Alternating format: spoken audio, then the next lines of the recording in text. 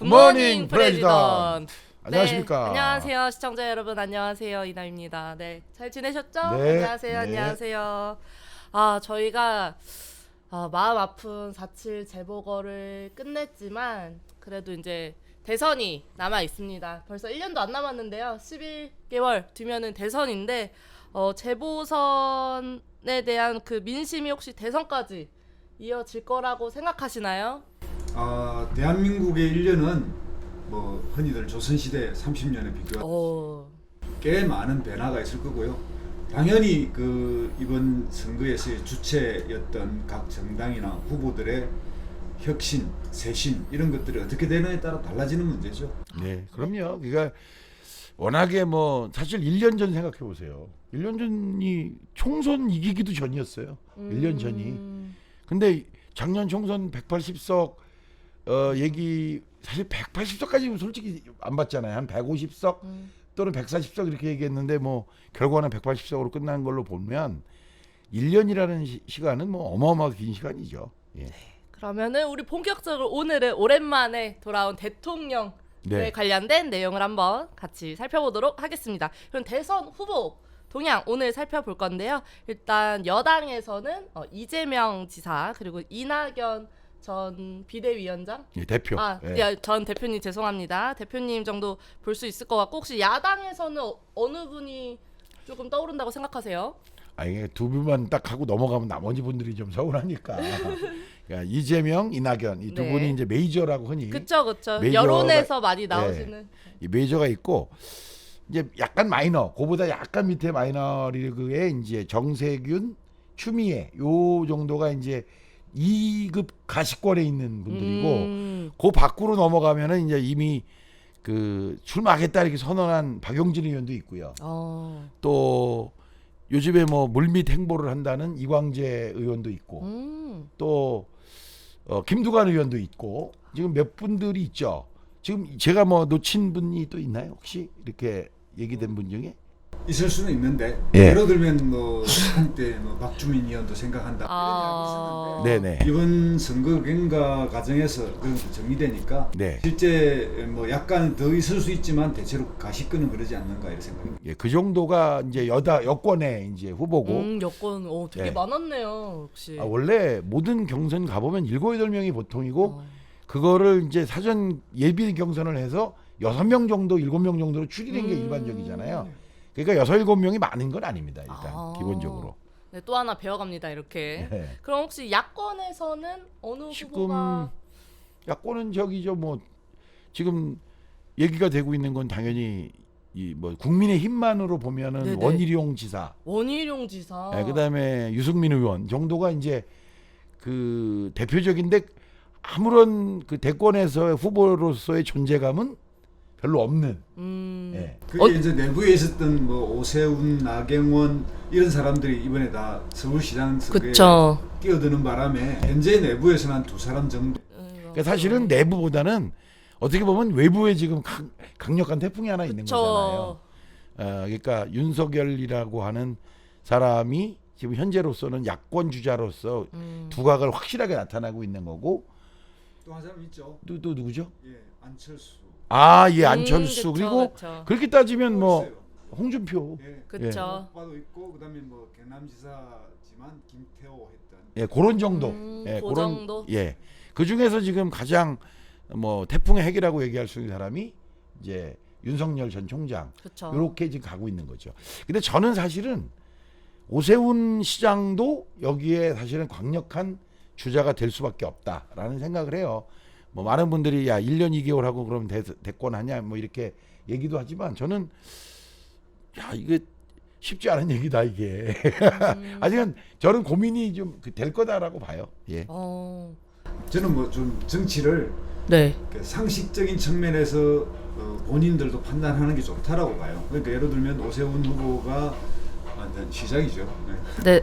익숙하지 않은데 오세훈 시장이 만약 지지율이 계속 올라가서 대권 후보로 막 거론되면 네. 뭐 마음이 붕 뜨고 막 들뜨고 서울시장과 대선 후보를 겸할 수 있겠구나 이렇게 생각하는 순간 망할 수도 있다.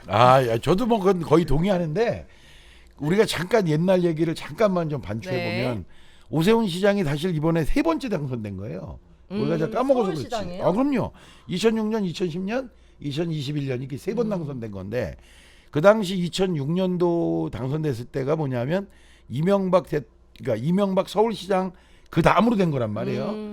그럼 2010년도에도 당선이 됐어요. 물론 0.6%인가 뭐 아직 극소한 차이로 이제 이겼지만 근데 그 당시에 2010년도에 서울시 의회가 민주당이 다수당 그것도 뭐 절반 훨씬 넘는 압도적인 다수당이 되면서 이 서울시 의회와의 갈등이 굉장히 커졌거든요. 물론 그 당시에 아마 그 당 전략상으로도 그렇게 했을 확률이 높은데 그때 그 갈등을 못 이겼죠. 사실 경기도지사였던 남경필 지사는 소위 말하면 연정이라고 하는 걸로 돌파를 했고 서울시장은 오세훈 시장은 제가 볼 때 그 당시에 이렇게 봤을 것 같아요.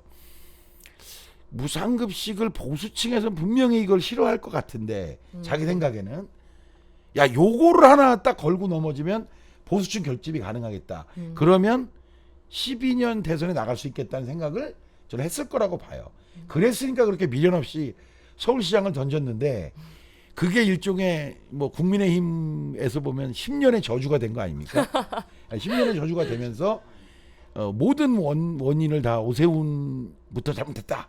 이렇게 돼버리는 바람에 지난 10년간 오세훈 시장이 아주 그냥 큰 고초를 겪었죠. 2019년도에 그 잠깐 생각해 보면 그때 황교안 당대표 경선 때 한번 생각해 보세요. 그때 사실 그나마 오세훈 그 당시 당대표 후보가 제일 합리적인 얘기를 했단 말이에요. 우리가 국정농단 세력으로서 박근혜를 뛰어넘어야 된다는 주장을 했어요. 근데 그때 결과가 어땠어요? 완전히 나가리 됐죠. 정말 시쳇말로 나가리가 됐는데 그때를 생각해 보면 오세훈의 변화는 별로 없어요. 근데 이번에 왜 이겼냐? 이건 제가 볼 때 본인이 주체적인 준비를 했거나 변화된 게 아니고 조건의 변화로 이긴 거니까 하여튼 이 양반이 어디까지 변할 수 있을까? 그리고 이번에 서울시장 당선을 계기로 해서 지지율이 얼마나 오를까? 이게 제일 관점이 아닐까 싶습니다. 이미지가 굉장히 이제 온화하고 부드럽고 중도적인 이미지가 좀 있잖아요. 오세훈 시장. 네네네. 이번에 갑자기 또 당시에는 보수의 아이콘이 되기 위한 상당히 센 주장을 했어요. 그렇죠. 왜냐하면 무상급식 문제도 정확히 생각해 보면 김문수 지사가 세게 이제 무상급식을 반대하면서 그것이 경쟁이 돼서 서울시를 불똥이 튀었어요. 네 맞습니다. 예. 서울시에 불똥이 튀니까 서울시에서 남경필 지사가 더 자기가 세게 드라이브를 건 거예요. 예. 반대 드라이브를. 그래서 이제 주민투표까지 붙이는 그런 일이 벌어진 건데 그게 2012년 대선을 놓고 경쟁한 거거든요. 그렇죠. 예. 누가 더 보수의 아이콘 그 이니셔티브를 쥐는가 하는 문제로 결과적으로 거기까지 가버린 거죠. 예. 네, 그럼 다시 돌아와서 저희 지금 1위 달리고 있는 후보죠. 이재명 지사 한번 돌아보겠습니다. 이분을 선수로 내보냈을 때 강점과 약점 뭐라고 생각하시나요? 뭐 지금 이번에 민주당 선거 패배로 인해서 전반적인 기류들이 어떤 거냐면 야 이러다 내년 대선 날아가겠다라고 하는 위기감이거든요. 네. 원래 이런 위기감이 생기면 1등 후보를 중심으로 뭉치자. 사실 이런 게 존재해요. 그리고 실제로 요즘 그 많은 얘기들이 그런 얘기들이 나오는데 저는 이제 결과적으로는 흔히 말하는 그 소위 권리당원으로 상징되어지는 친문 세력이다 또는 친문파다 이런 세력과 과연 이게 합의가 될 거냐 이게 가장 큰 관건이겠죠. 그러나 사실은 어떻게 보면 민주당의 이번 보궐선거 패배는 이재명 지사의 입지를 오히려 공고하게 한 측면이 있다. 당내에선. 그러니까 외부적으로는 뭐 좀 모르겠으나 당내 입지를 보다 공고한 측면이 있다. 저는 이렇게 봅니다. 저는 조금 이제 그래서 체크해 볼 게 몇 개 있는데 네. 민주당이 현재 이 보궐선거의 패배를 수습하는 방식이 조금 신속하게 하고 있어요. 당 지도부를 빨리 교체하는 방식으로. 그래서 내부 쇄신을 하면서 좀 그 당을 바로 잡아서 가겠다라고 저는 예상을 했는데 의외로 그냥 어떤 절차를 밟아서 새 지도부가 이걸 이제 당의 쇄신이라든지 이런 것들을 맡기겠다 이렇게 생각하고 있어서 의외로 좀 민주당 내부에서의 어떤 승찰 시간 이게 좀 혼돈의 시간하고 좀 겹치거든요. 예. 그런 게 오면 전체적으로 재정렬될 거라고 봤는데 그런 요소는 좀 줄어드는 것 같아요. 그래서 조금 이제 줄어드는데 대신 그러면 이 민주당 전당대회를 통해서 새 지도부와 향후 대선 후보들 간의 그 레이스를 펼치게 하는 마당을 어떤 식으로 꾸릴 것인가. 즉 전당대회 이후에 곧바로 대선 후보들의 그 경선으로 갈 거냐, 아니면 당의 어떤 쇄신이나 혁신을 위한 시간적인 어떤 상당한 틈을 뒀다가 이후로 갈 것이냐. 요거에 따라 좀 달라지지 않을까 이렇게 생각이 듭니다. 근데 아마 어쩌면 뭐 원하든 원하지 않든 그 당 쇄신 분위기가 필요한 시간은 분명히 있을 거예요. 그러니까 저도 약간 그 점에 있어서는 좀 아쉬웠다는 느낌을 갖고 있는데, 마치 지도부만 바꾸면 민주당의 이번 보궐선거 패배가 다 정리되는 것처럼 좀 빠르게 가는 측면이 있거든요. 맞습니다. 예, 저는 오히려 비대위로 가서 그 전당대회가 한 좀 늦춰질 거라고 봤거든요, 사실. 예, 근데 뭐 전당대회 그냥 일정이 오히려 한 일주일 땡겨지고, 예, 그리고 이게 그렇게 가면 그냥 모든 게 다 정리될 것 같은 느낌이 들어서, 야, 이거 내부적으로 좀 더 시끄러워질 수도 있겠구나 하는 생각이 들거든요. 예. 그러면은 어쨌든 민주당에서는 9월까지 대선 후보를 정해야 되는 거 아닙니까? 현재로 보면 그렇죠. 근데 지금 저는 오히려 전당대회가 한 달 정도, 두 달 정도 늦춰지면 당연히 대선 경선도 그만큼 늦어질 거라고 봤는데, 이게 참 현재의 당규를 어떻게 고칠 건지 아니면 그냥 이대로 밀고 가서 9월 9일까지 뽑을 건지, 이거는 참 현재로서는 참 전망하기 어렵습니다. 왜냐하면 전 너무너무 당연히 미쳐질 거라고 생각했던 게 전혀 다르게 가고 있어서 뭐라고 말하기가 쉽지 않네요. 뭐 한 두 달 전에 전당대회 연기론에 대해서 한번 유튜브 이 방송을 한 적이 있는데, 네네네. 예, 현명하다면, 그리고 민주당의 승리를 생각한다면 당연히 상대당과 일정을 맞추는 게 좋다. 국민의힘은 그러고부터 두 달 뒤거든요. 그러니까 11월 9일까지 뽑는 걸로 되어 있는데, 저는 뭐 올해 안에, 그러니까 12월 안으로 뽑으면 된다고 생각하고요. 흔히 예를 들면 미국의 민주당은 7월 말, 8월 말에 거의 확정이 됩니다. 전당대회에서. 그리고 11월 선거하거든요. 그러니까 두 달 전에 뽑아요. 그러니까 뭐 6개월 전 이런 건 왜 나왔냐? 옛날 제왕적 총재 시절에 총재가 빨리 뽑혀가지고 그냥 6개월이 아니라 1년 가까이를 대선 후보로 지내는 게 유리하다고 생각해서 그렇게 만들어 놓은 룰이고, 그 이후로 노무현 대통령을 그렇게 뽑아가지고 한번 망할 뻔했죠. 그 이후로는 사실 일찍 뽑은 적이 없어요. 네. 대부분 두 달 전에 뽑았고, 빨라야 세 달 전에 뽑은 기록이 있나요? 그러나 그 2017년은 그 탄핵이 되고 바로 했으니까. 그렇죠. 예, 그때는 어쩔 수가 없었죠. 한 두 달 이렇게 뽑은 셈인데, 그러니까 지금 6개월 전에 뽑는다는 거는 그냥 상식적으로 나는 수정하지 않으면 곤란할 거다 이렇게 생각해요. 그런 염려들은 많이 있었어요. 그러니까 당 대선 후보를 6개월 동안 놔두는 건요, 아까 처음에 우리가 얘기했잖아요. 1년이 엄청 길다고.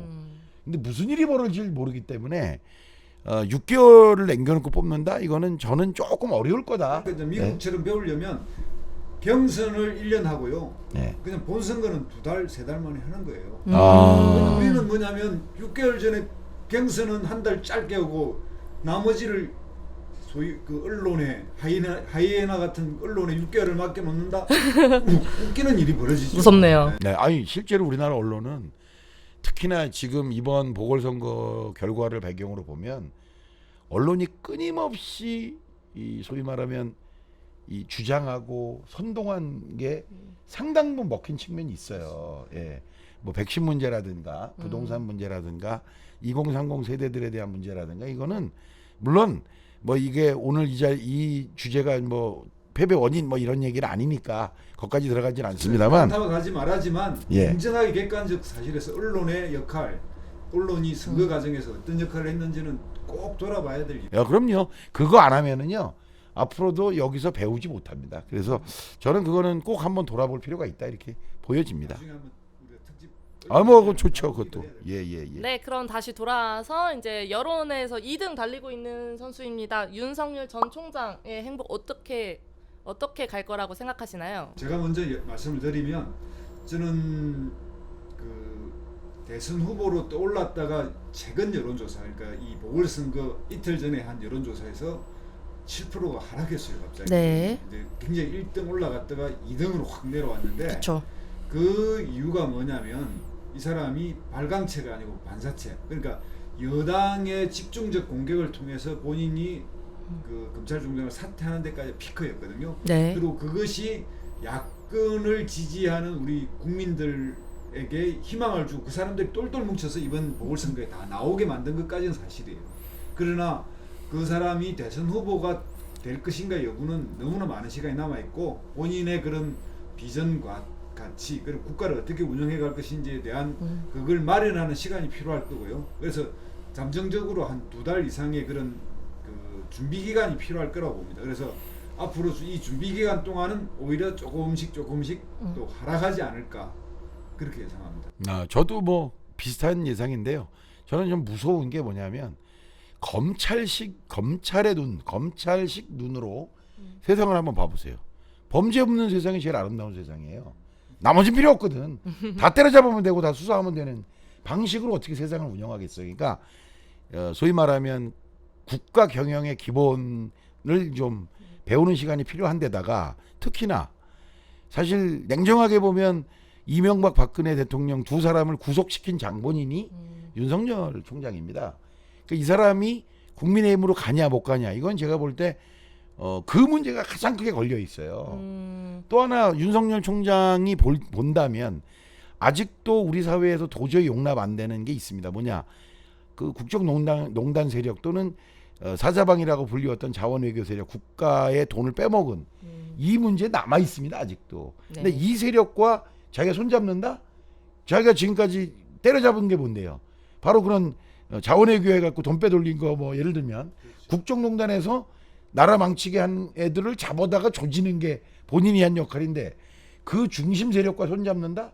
이건 자기 부정이거든요. 그러니까 결국은 야권은 재편될 거다. 그러니까 제가 아마 방송에 얼마 전 방송인지 모르겠습니다만 제가 거기서 적당하게 쳐낼 사람들이 있다. 왜? 그 핵심이라고 우리가 얘기할 사람들은 정리하는 수밖에 없다. 안 그러면 윤석열은 같이 섞이지 못한다. 이런 측면에서 보면 아마 야권 재편의 핵으로 등장할 가능성.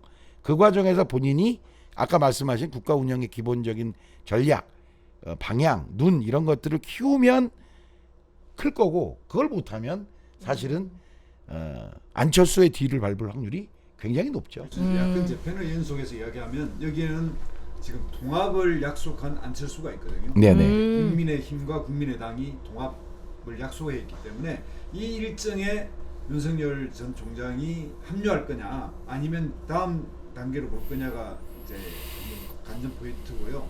또 하나는 이번에 이제 그만둔 김종인 비대위원장이 네. 윤석열하고 손을 잡을 가능성 이런 것들이 이제 현재 상존해 있는데 그래서 야권 재편이 야권에 있어서의 일종의 단일화 시나리오처럼 이번에 뭐 상당히 이제 국민적 관심을 가져올 시나리오인 건 틀림없습니다.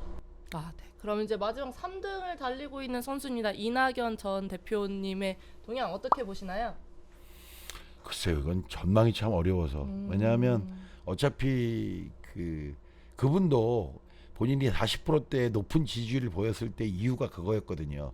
끊임없이 보여지는 그 국회에서의 그 소위 언어를 통한 선방이었잖아요. 그게 사실은 민주당 지지자들한테 속이 우러나게 이제 해준 측면이 있고 또 꼭 민주당 지지자가 아니라 중도층에 있는 어떤 사람들한테도 어거지 부리는 야당에게 아주 점잖으면서도 핵심을 찌르는 이 언어 몇 마디로 이 말 몇 마디로 그냥 시원함을 주면서 40%까지 올라갔기 때문에 지금은 그럴 기회가 없잖아요.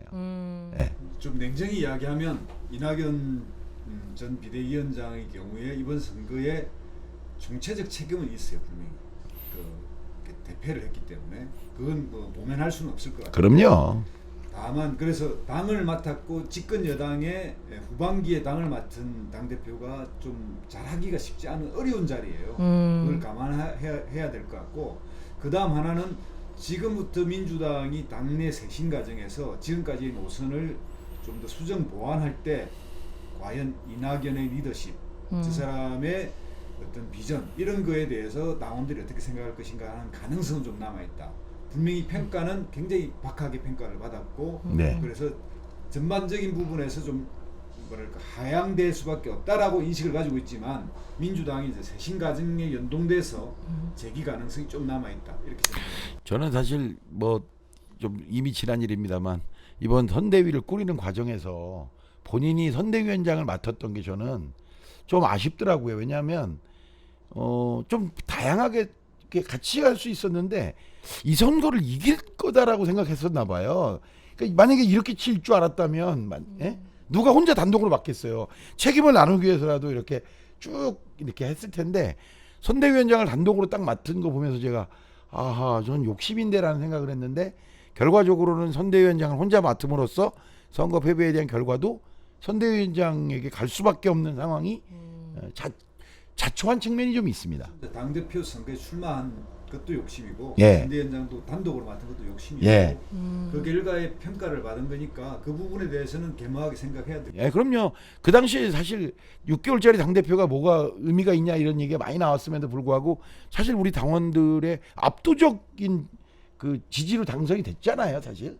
그러니까 우리가 참 지난 4번의 전국 선거에서 정말 역대급 승리를 거둬오면서 우리가 너무 밖을 못 본 게 아니냐. 예. 우리 사실 뭐 보셔서 아시겠지만 1등으로 할 때 60%가 넘는 그 지지율로 당선이 됐지 않습니까?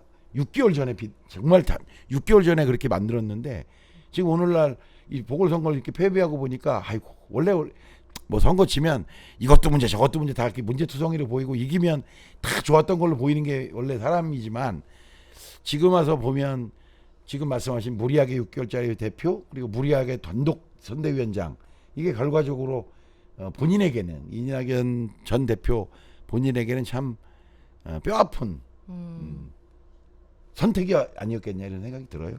예. 네, 지금까지 그러면 지금 1, 2, 3등 달리고 있는 지금 4, 7 재보선 이후 1, 2, 3등 달리고 있는 대선 후보들의 동향이었고요. 그럼 끝으로 민심을 파고들 수 있는 대선 후보들의 전략은 뭐라고 생각하시나요?